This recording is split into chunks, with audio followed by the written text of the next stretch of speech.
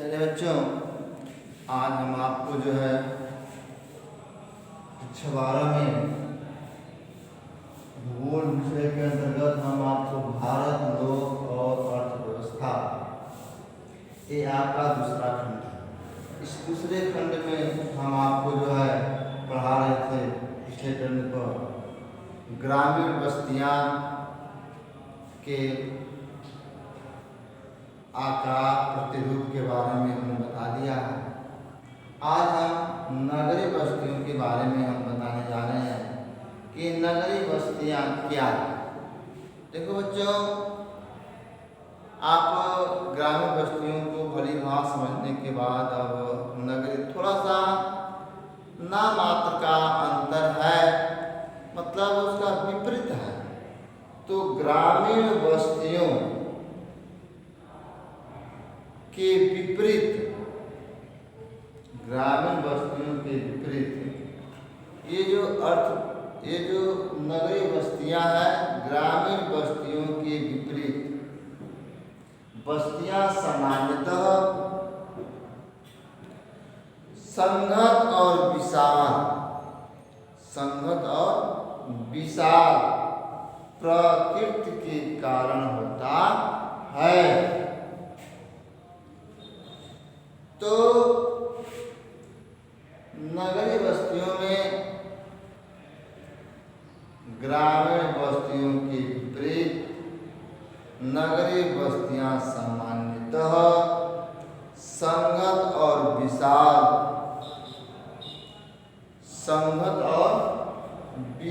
होती हैं। अब आप समझ गए होंगे कि नगरीय बस्तियां क्या है। ग्रामीण बस्तियों के विपरीत सामान्यतः जो है यह संघत और विशाल आकार में होती है, उसे हम नगरीय बस्तियां कहते हैं। तो नगरीय बस्तियां जो है हमेशा ग्रामीण बस्तियों की अपेक्षा थोड़ा सा आकार में बड़ा होती है। एक यह भी देखने को मिलता है तो कि नगरीय बस्ती के लोग शिक्षित होते हैं, बहुत प्रशासनिक होते हैं लोग, यहाँ उद्योग धंधे और विकसित होते हैं, और ग्रामीण में नहीं, बहुत कम देखने को मिलता है।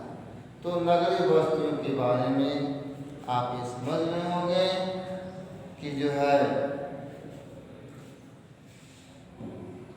अब हम आपको जो है बताने जा रहे हैं। जैसे मान लो भारत में नगरों के विकास, भारत में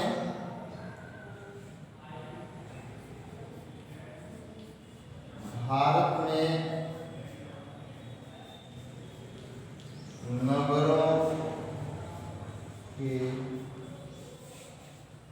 विकास, भारत में नगरों के विकास, आप जानते हैं भारत में नगरों के विकास जब औद्योगिकरण हुआ,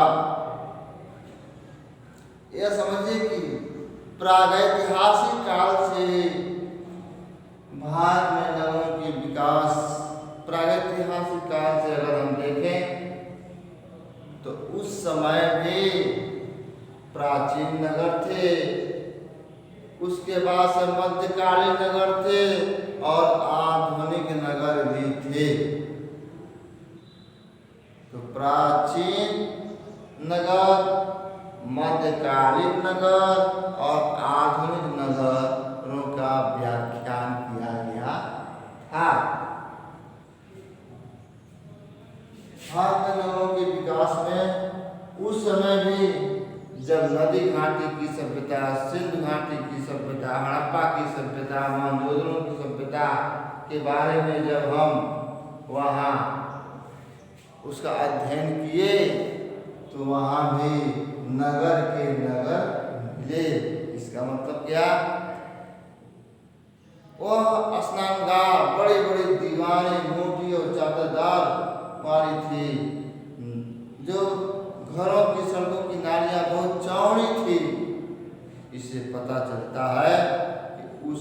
भी नगरों का समावेश किया गया था, नगरों का दर्जा दिया गया था ग्रामीण क्षेत्रों की अपेक्षा। यही ने नगरीय बस्तियों का अर्थ में हमने यही बताया कि ग्रामीण बस्तियों के विपरीत सामान्यतः ग्रामीण बस्तियों के विपरीत नगरीय बस्तियां सामान्यतः संगत आकार और विशाल आकार में पाई जाती हो और वहाँ पर प्रशासनिक लोग रहते हो, उसे हम नगरीय बस्तियां कहते हैं। भारत में नगरों के विकास, तो भारत में नगरों के विकास को हमने जो है प्राचीन नगर में बांटे हैं। दूसरा है आपके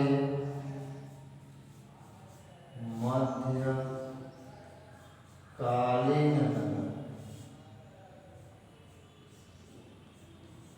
और तीसरा जो है आपका आधुनिक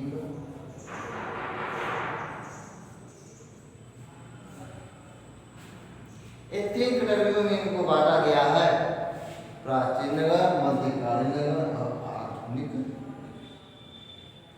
आप जानते हैं प्राचीन नगर में कम से कम जो है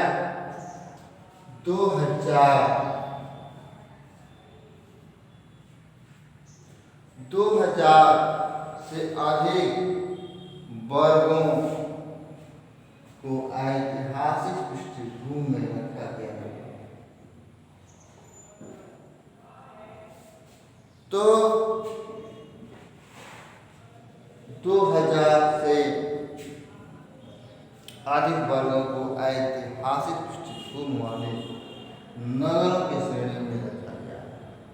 इस समय में अधिकांश नगर जो थे वो धार्मिक थे, सांस्कृतिक,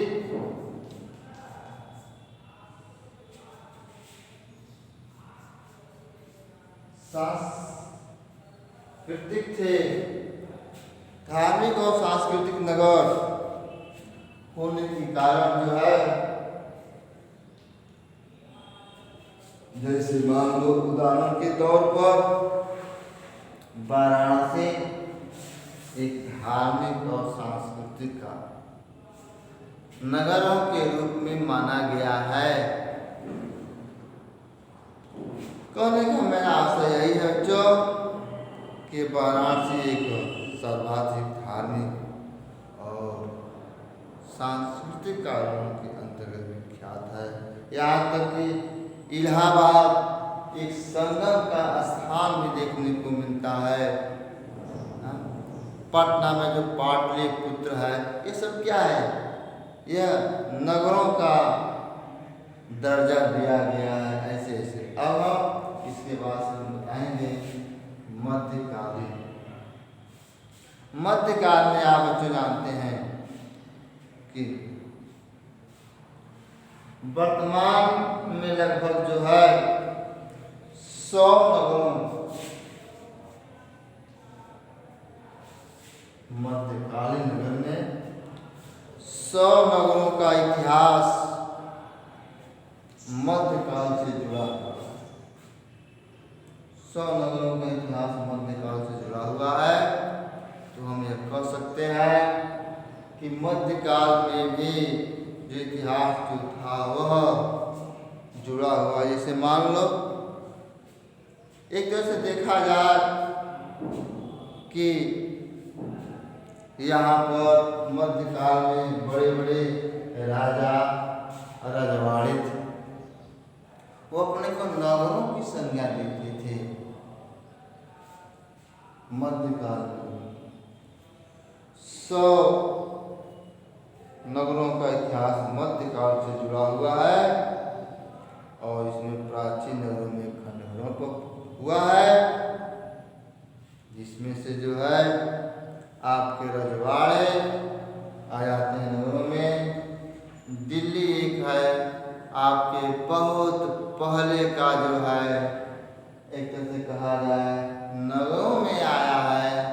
और वहाँ मध्यकाल के जितने भी रजवाड़े थे, शासक थे, वह दिल्ली एक केंद्र बिंदु था जिस पर जो है उसका ध्यान सभी को जो है केंद्रित था, टिका हुआ था उन सभी रजवाड़ों को अपना उस दिल्ली को कब्जा करने के।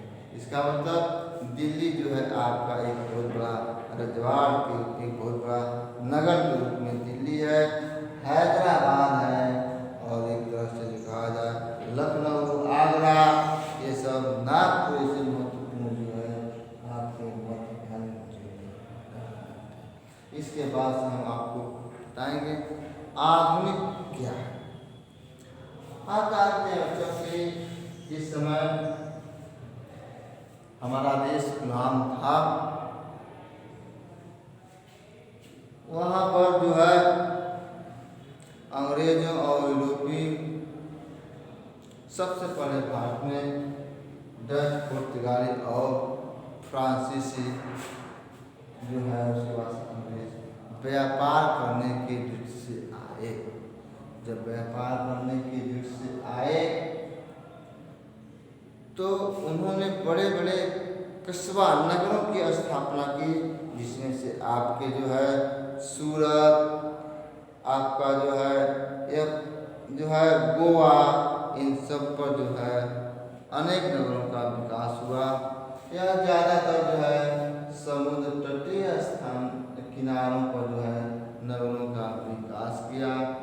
सूरत, दमन, गोवा, पांडिचेरी, यह व्यापारिक उन्होंने एक पत्तन बनाया, एक नगर बनाया, जिससे जो उनको आसानी से जो है हो सके। तो आधुनिक समय में जो है अंग्रेजों ने जो ये जोड़ा है, जैसे मान चेन्नई है, मद्रास, कोलकाता है, ये मुंबई है, ऐसे जो स्थानों को अपने मजबूत किलाबंदी और सेनाओं को संगठित रूप से किया। तो आधुनिक नगर भी तो भारत में नगरों का विकास प्राचीन काल से ही चला आ रहा है। हमारे कहने का तात्पर्य है कि नगरों का विकास प्राचीन काल से, मध्य काल से, आधुनिक काल से जो है चला आ रहा है। अब तो नगर आपका बहुत बड़ा बृहद रूप ले रहा है। तो भारत में जो है नगरीकरण का जो स्रोत है बच्चों, उसको हम बताएं। भारत में नगरीकरण की जो शुरुआत है वह प्रतिशत के रूप में जो है किया गया है। नगरीकरण के स्तर के मापदंड को जो है कुल जनसंख्या के नगरीय जनसंख्या के प्रतिशत के परिणाम होता है। और भारत में यहाँ तक कि देखा जाए कि आकार के दृष्टि से जो है भारत में जो है नगरों का जो है वर्गीकरण किया गया है। तो उसमें जो है आपके नगरों का जो वर्गीकरण किया गया है उसको हम बता दें कि भारत में नगरों का वर्गीकरण। आप बच्चे जो है इन हेडिंगों के बारे में आप जो है किताब खोल करके जो है उनके बारे में 2, 4, 10 लाइन जो है लिख लेना। जैसे मैंने बताया उस हिसाब से लिख करके सहारा ले लेना, लिख लेना, अपने भाषा में लिखना।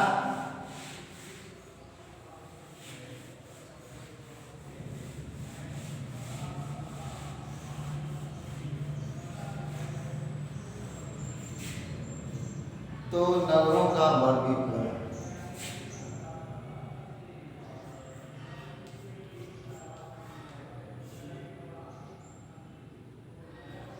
भारत में नगरों का वर्गीकरण, भारत में नगरों का जो वर्गीकरण है उसको जो है हम बता रहे हैं, आप ध्यान दें।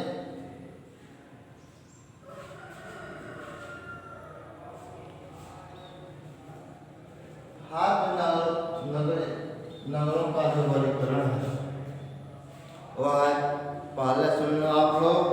पहला है प्रशासन, शहर और नगर। पहला है प्रशासन और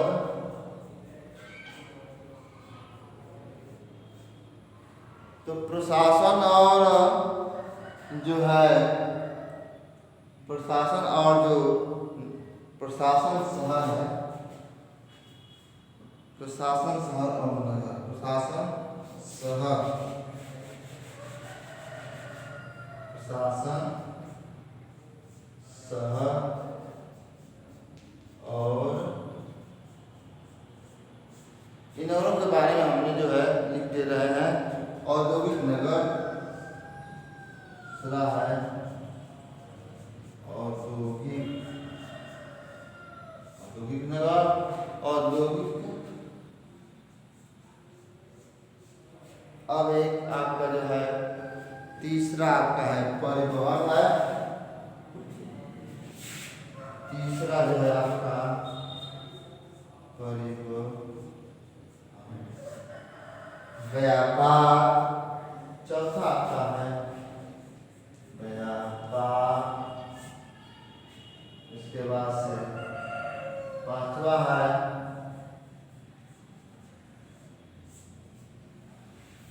व्यापार, परिवहन या वाणिज्य नगर, खनन नगर।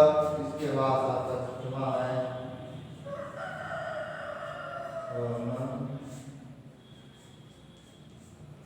तो मैं इनके बारे में हम चर्चा करेंगे। धन्यवाद। इतना आपको देना।